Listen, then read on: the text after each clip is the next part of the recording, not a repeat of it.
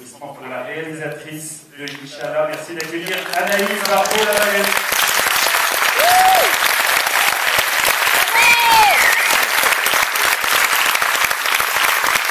On applaudit vraiment très fort et ça nous a participé à Inch'Allah. Alors je vais demander à Sabrina Rajani de venir nous rejoindre. Et à Carlo Grant, qui est présent également. On est parti pour eux. D'accord, on va nous rejoindre après. Voilà. Merci. À toutes les deux. Bravo.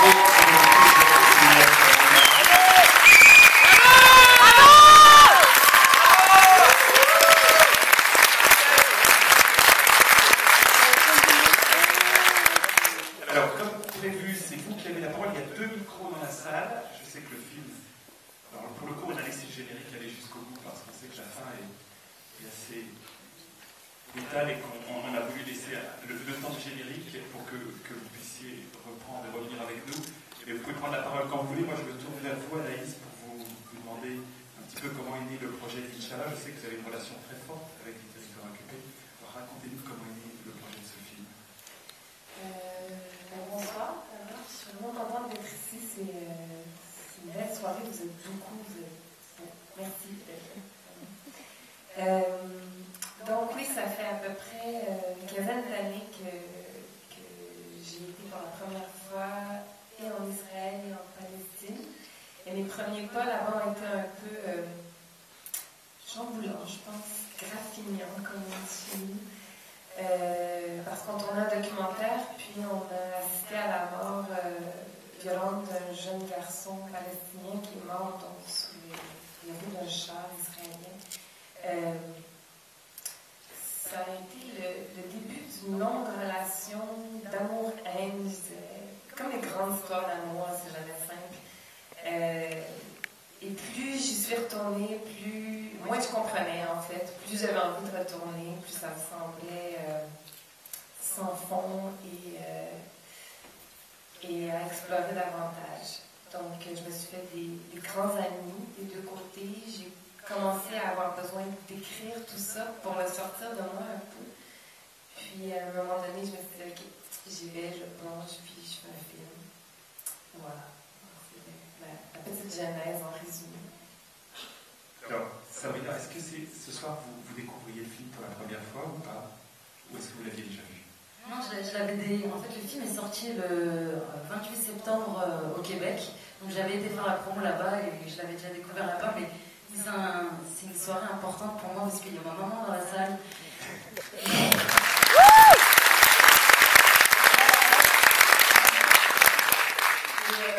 Et puis voilà, il y a mes amis, il y a mes proches, et puis je suis super contente de partager avec vous ce film qui me tient vraiment à cœur. Alors, est-ce que quelqu'un veut prendre la parole? Alors, sinon je vais revenir vers vous, Anaïs. Le film a été tourné sur place.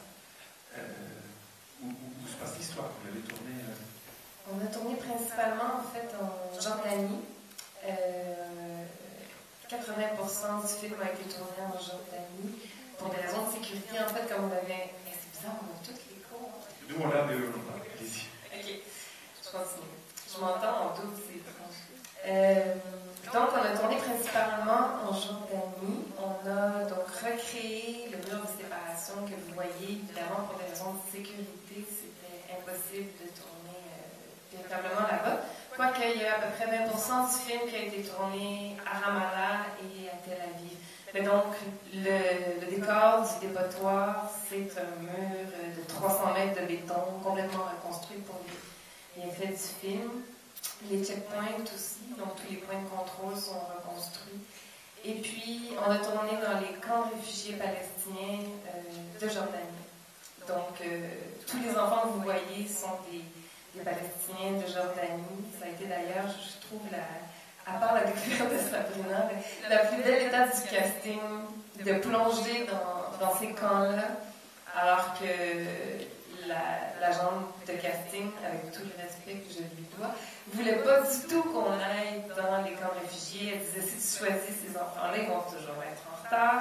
se tire dans le pied. Donc, j'ai vu plein de jolis enfants très bons et très polis avant de pouvoir dire, ben non, je vais aller trouver les enfants qui vont pouvoir interpréter ces jeunes-là parce que ça ne s'invente pas, ça se porte, cette réalité-là. Et effectivement, quand on est allé dans les camps pour la première fois, j'avais à peu près 300 jeunes devant la petite maison où on faisait le casting qui nous attendait, puis je les voulais tous dans le film. Évidemment, il a fallu choisir, mais j'ai vraiment eu un appel profond pour les deux principaux, le petit Safi avec la cape, puis le petit Youssef qui a fait un concours de crachat mémorable. Et puis donc j'en ai embarqué d'autres qui ont fait des amis de Youssef. Mais ça, c'était vraiment un bel épisode de préparation. Alors, je crois que quelqu'un de beaucoup. Allez-y, monsieur, bonsoir. Et moi, j'ai envie de dire bravo et vous demander comment le film a été accueilli au Canada et comment vous l'avez vu, quelle réaction il a suscité là-bas. C'est tout nouveau, hein, la vie du film. Le film a été beaucoup vu et en termes de box-office. Les gens sont allés le voir, donc ça c'est déjà bien. Pour un film québécois, je ne sais pas si c'est comme ça ici aussi, mais c'est toujours les blockbusters qui attirent les grandes foules en premier. Donc les gens ont été interpellés et attirés par le film. Mais ce qui est super intéressant, je trouve, de comparer par rapport au voyage du film, qui commence son envol en Europe, parce qu'il a été d'abord présenté au Festival de Toronto, ensuite à Berlin. Puis j'ai l'impression qu'il y a une sensibilité plus aiguisée de ce côté-ci de l'océan, probablement grâce à la proximité du conflit et de tous les autres. Je pense que l'Europe porte quelque part dans son ADN des tristes guerres, que de notre côté, on n'a pas nulle part dans notre ADN, ou enfin, celle des Amérindiens, ça c'est un autre film sur notre histoire. Je ne vais pas partir là-dessus maintenant. Mais donc, pour résumer, j'ai l'impression que ça va semer des débats probablement différents de chez nous. Et je trouve ça intéressant. Mais je pense que les sensibilités sont particulièrement aiguisées à cette proposition-là ici. C'est ce que je sens pour l'instant. En tout cas, c'est intéressant de recevoir ça. Alors, qui veut en profiter? Juste là, une question.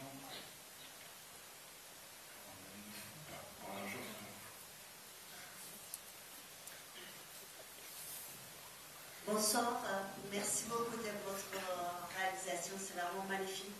Alors je vous demande, on a vu énormément de ce type de film. Est-ce que vous croyez encore que ça change parce que ça continue dans le monde entier, la guerre?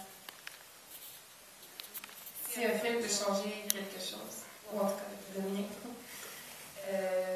je pense que je ne l'aurais pas fait si j'y croyais pas. Il y a quelqu'un qui m'a dit quelque chose de très beau à Berlin, puis je trouve que ça résume bien peut-être la foi que j'ai dans mon film et dans le cinéma en général. Il y a un très très beau sentiment humain qui s'appelle l'empathie, puis qui est très très facilement empoussiéré ou relégué aux oubliettes, surtout face à des conflits desquels on entend toujours parler de la même façon, avec les mêmes images et les mêmes mots.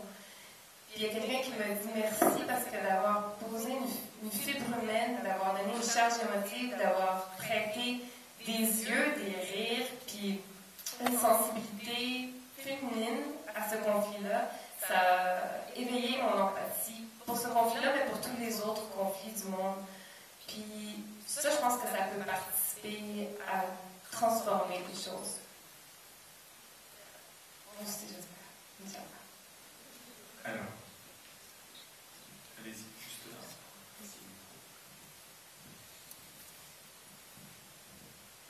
Bonsoir. Je voulais vous remercier d'abord pour votre film.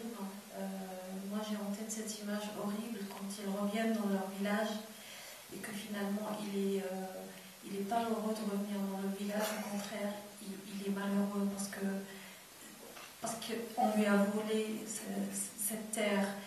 Et finalement, petit à petit, vous montrez un petit peu la vie des Palestiniens tous les jours. Et on a tendance en Occident à ne pas comprendre ces gens qui vont se faire exploser à la fin. Et les gens qui vont voir le film, ils vont finalement comprendre pourquoi, justement. Parce que ces gens-là, ils sont malheureux, ils souffrent tous les jours,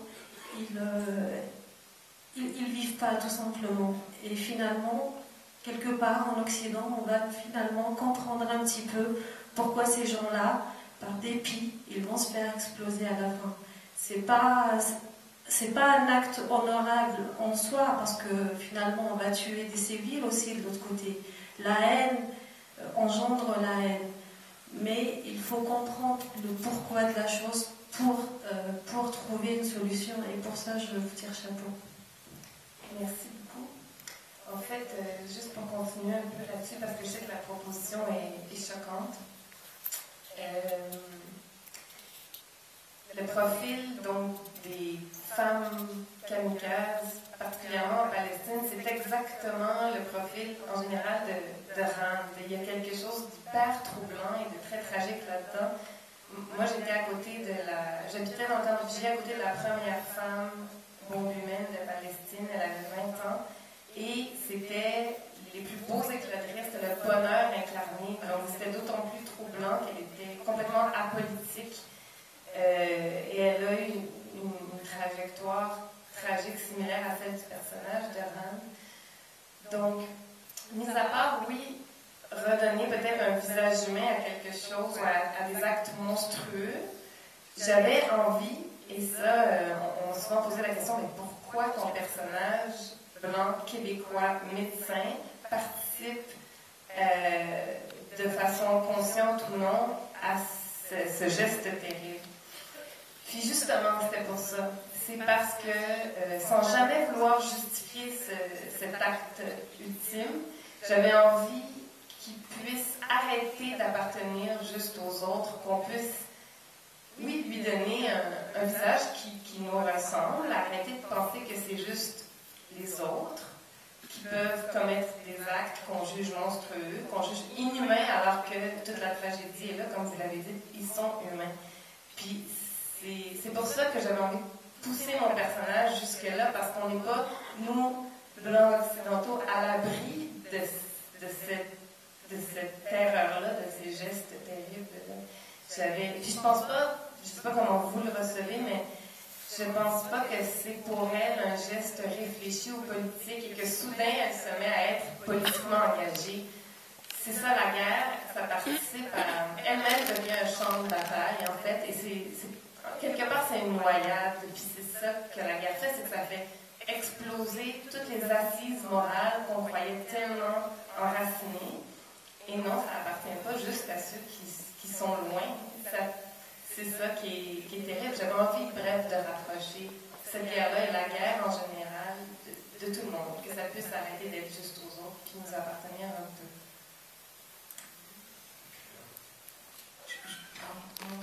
Bonsoir. Alors, d'abord, je voulais dire à Sabrina que j'étais trop merveilleuse, vraiment. Et sinon, par rapport au film, au-delà, je pense, de l'ADN des guerres dont vous parlez, auxquelles sera liée la France, enfin voilà, bref, la Première, Seconde Guerre mondiale, etc. Il y a un vrai parti pris, malgré tout, politique. Enfin, moi, c'est comme ça que je le ressens dans le film. Déjà, je voulais savoir de quelle façon vous étiez distribué en France, par qui vous étiez distribué, est-ce qu'il y avait vachement de copies pour ce film-là? Parce que malgré tout, c'est extrêmement politique. En France, des films politiques, il y en a très peu, voire pas du tout. De plus, le parti pris du film n'est pas forcément, alors évidemment, selon le gouvernement qu'on a, enfin voilà, quoi, peut-être que Sarkozy, on était plus vers les États-Unis, et peut-être que là c'est autre chose, enfin j'en sais rien. Voilà, il y a quand même un vrai point de vue. Et donc voilà, je voulais savoir si c'était vraiment assumé d'un point de vue politiquement, j'imagine que oui, même si ce sont d'abord des petites histoires, voilà, et que on peut, comme vous avez dit, que le personnage de Sabrina dans le film, elle-même, c'est un champ de bataille. Au-delà de ça, je parlais de Chloé.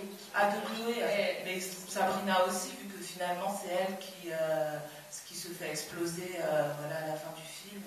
Voilà, elle n'est pas particulièrement engagée aussi politiquement, elle vit juste sa vie, elle voit comment ça se passe pour elle. Et voilà, c'est la question que je voulais vous poser, parce que moi, du coup, je me suis dit, ensuite, alors, quand ce film-là va sortir,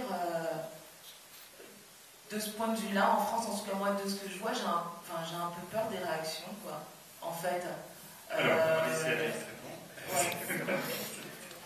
Non, c'est bon, ça m'intéresse. Mais... Alors, juste pour répondre sur la partie distribution, vous avez rencontré tout à l'heure la distributrice du film et la productrice du film, c'est Isabelle Gueula. Et le film est distribué dans une 60aine de salles en France qui vient. Après, pour la réception du film même, c'est le début de sa vie, puis c'est vous qui allez un peu le propulser ou non, si vous avez aimé ça, parlez-en, c'est pas mal comme ça que ça fonctionne. Mais en termes de parti pris, tout ça est très étonnant à chaque fois parce qu'on a des collaborateurs israéliens, d'Israël même, et ils ont, dès le départ, dès le scénario, adhéré à la proposition en disant c'est dur pour nous, mais on se reconnaît et c'est juste. Et le portrait qui est fait de Ava, donc dans ce triangle amical-là, Sivan Levi, la jeune actrice qui vient de Tel Aviv, en ayant vu le film, elle dit moi j'ai envie de défendre ce film-là parce que la façon dont on fait le portrait de cette jeune femme soldat qui est obligée de faire son service militaire sans avoir choisi ce rêve-là qui n'est pas le sien, qu'elle sent qui lui est imposé, elle trouve que cette voie-là est peu représentée dans le cinéma israélien. C'est de cette jeunesse-là qui est éclairée de ce conflit-là, qui a autant envie d'un dialogue qu'une certaine jeunesse palestinienne. Puis donc, elle trouvait que cette voie-là était juste, puis elle avait envie que le film soit vu en Israël aussi.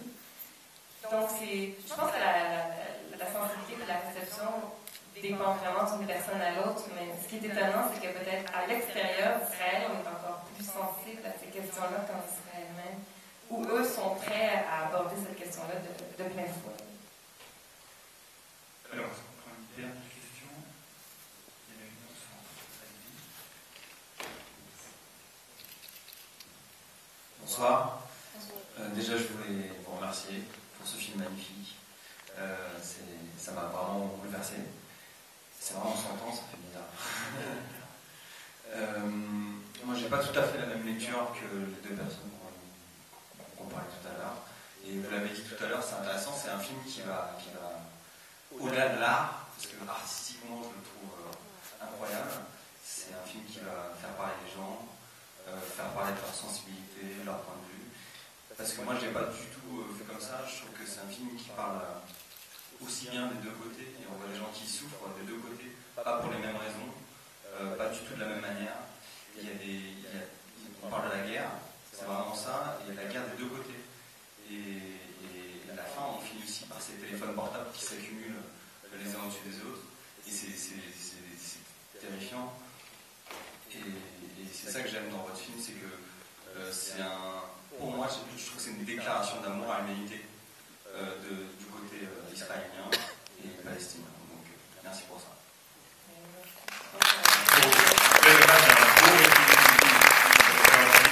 Avant, malheureusement, on va devoir libérer la salle parce que c'est une projection après. Mais je vais demander à Carlo Grène de nous rejoindre, je crois qu'il viendrait apparaître. Et si, parce qu'on vous a appelé tout à l'heure, vous n'étiez pas là, alors vous allez venir. Et voilà, et je vais vous demander